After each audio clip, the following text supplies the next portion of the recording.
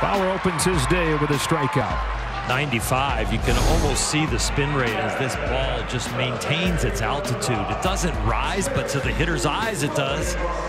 Well, we hear a lot about baseball analytics nowadays, and people get lost. They hear numbers and they just shut down.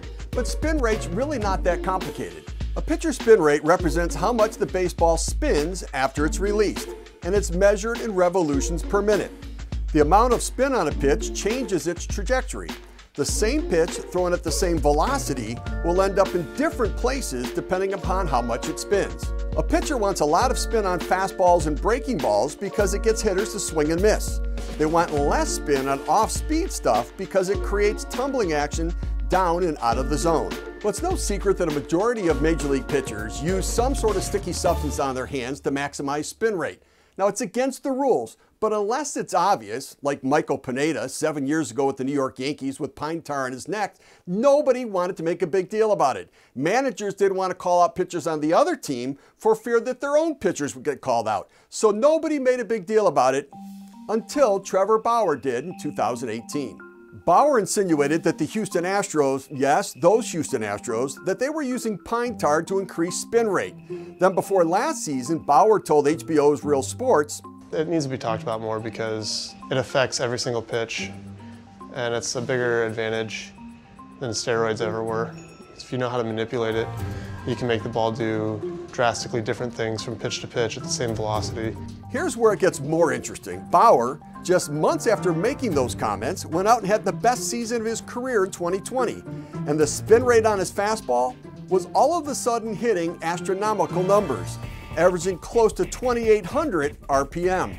Compare this to his spin rate from the year before, and that's a jump of nearly 400 RPM. Did he figure out a way to improve his spin rate naturally?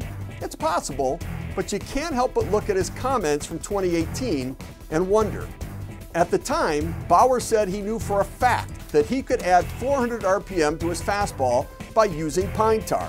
He even went as far as tweeting out how much worse opponents' batting averages would be if he added 400 RPM, saying, "Look how much better I would be if I didn't have morals."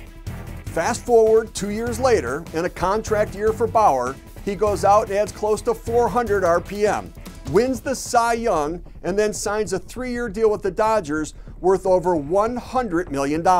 Coincidence or not, Major League Baseball issued a statement in the offseason that they're going to focus and highlight on spin rates and on sticky substances on pitchers' hands. It's on their radar. And they've made it clear that they're going to go out and pull baseballs from games and check them for foreign substances. In fact, that has already started as some balls have been pulled out of the game.